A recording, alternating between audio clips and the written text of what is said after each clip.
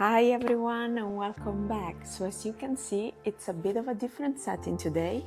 I came back home to my parents' house in Rome, Italy for a few weeks, and my parents are planning to do some remodeling, so we spent most of our days just preparing boxes because everything will be need to take it into storage. So this gave me the chance to reconnect with the books that I grew up with, both books that I read in school or that I read later for pleasure.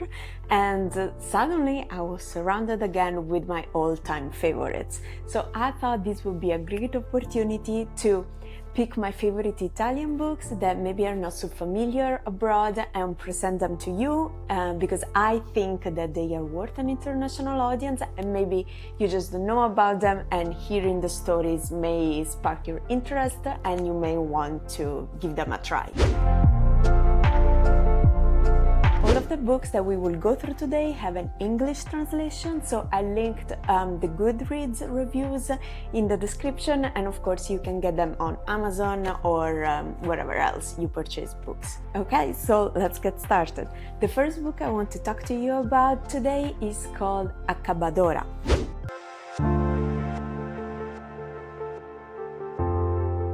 So the protagonist of this book is a little girl called Maria. She's the last born to a quite poor family, and because her parents don't have enough money to feed her, they give her up for adoption to an old lady in the village called Zia Bonaria. So Bonaria herself can't have children and she's never been married, but she's quite wealthy and so can take Maria in. Maria is a brave young girl and she has an incline for stealing things she doesn't need but that she wants really deeply, like red cherries from a tree. But Bonaria loves her for it and they soon become as close as real mother and daughter. Only that Bonaria has a secret. So during the day, she works as the town's tailor, but at night, covered by the shadows, she is the town's accabadora. And here we go back to the title of the book, which is a word that in Sardo, the language from Sardinia, means literally she who brings the end.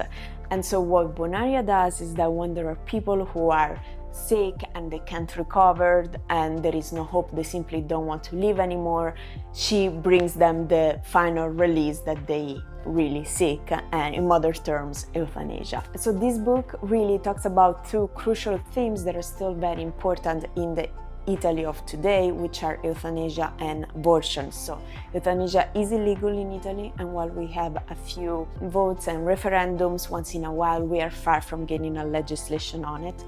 Abortion, while less controversial, is still very difficult for single women and of course same-sex couples. So in a case like Bonaria, a single woman adopting a child is still quite difficult, but I think the author Michela Murgia was really good in showing us, without sounding preachy, that these two practices that we're still debating on were actually quite embedded into the life of a small town in the 1950s, and this was the same all over Italy. Maybe there was no law to regulate these things, but they were still happening.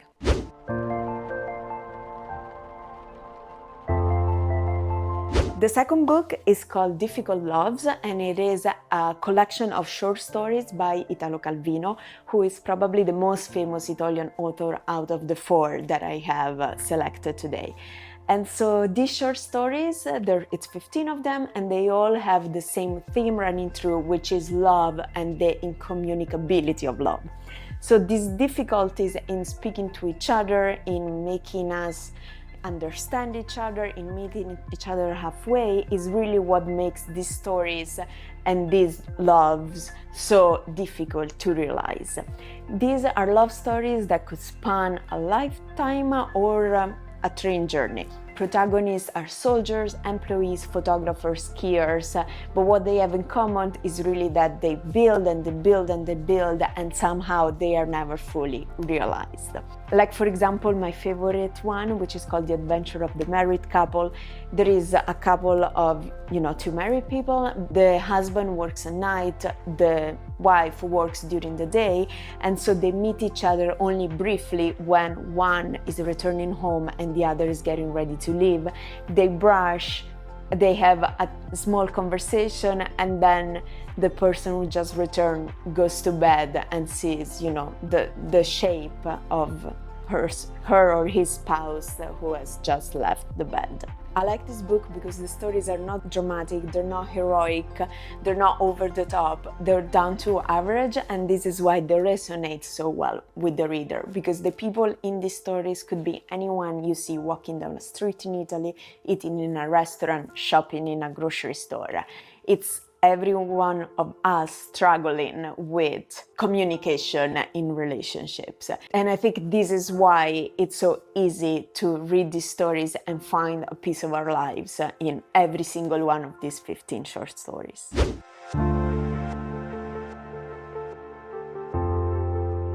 Okay, the third book is called Family Lexicon by Natalia Ginzburg, and this is an autobiographical novel. This means that it's not a memoir and it's not a full autobiography. It's still a novel, so it reads like a work of fiction, but it is heavily based in Natalia's family. So we are at the center of the Levi's family.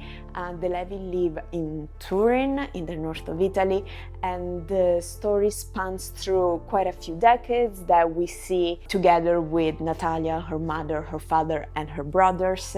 And so we start with the years of fascism, the Second World War, the resistance, and finally the shattering of illusions that came after the liberation from the Nazis. So this book is not a war book, it's not a political treaty, it is very much the life of common people and how they adapted and changed through this part that was a key and one of the most important parts in Italian history that really shaped Italy, the politics, the constitution that we have today. But I like this book because actually, besides Natalia and her family, the main character, the main protagonist of the book is actually the language. It's the language of a family, it's the language of Italy in the mid-20th century, and it is really the protagonist of this book, which means it's a great way for also people who are not Italian to get in contact with the culture and the history of Italy. So what Natalia thinks is that memory passes through language, words, jargon, first of all. And she says in a part of the book that her and all of her brothers, they don't always speak with each other, they live far away from each other, so they're not always in contact, they don't write to each other very often, but when they're together, all it takes is a specific word, a specific sentence, a way of saying from their childhood to bring them back to that time growing up. And I feel anyone can relate to this because we all have this kind of specific language that we share with our family and with our friends, and all it takes is a word and all these memories come floating by.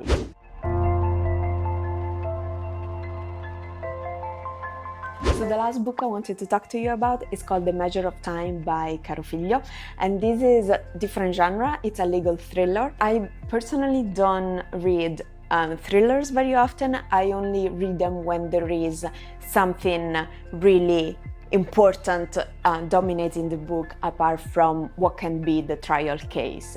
And so Caro Figlio in this book uses the trick of this trial case to actually ask us a very important question, and it is, how do we deal with the passage of time on our bodies, in our relationships, in our life, and especially when this passage of time comes bursting through the front door? How do we deal with that? This happened to the protagonist of the book, which is the lawyer Guido Guerrieri. One day when this woman came into his office, her name is Lorenza, and they had a love story 30 years before this day. And actually, the lawyer Guido Guerrieri, he fell in love with this woman really, really hard, and she was kind of an artistic person, so she introduced him to this bohemian life of passion, art, and music. But as it sometimes happened, she abandoned him from one moment to the next. She just disappeared from his life, leaving him heartbroken and confused. He hadn't seen her basically since then, and now she comes back from the front door into his studio as a completely different woman. She is quite unkempt in her appearance, and she has this jaded, sad look on life.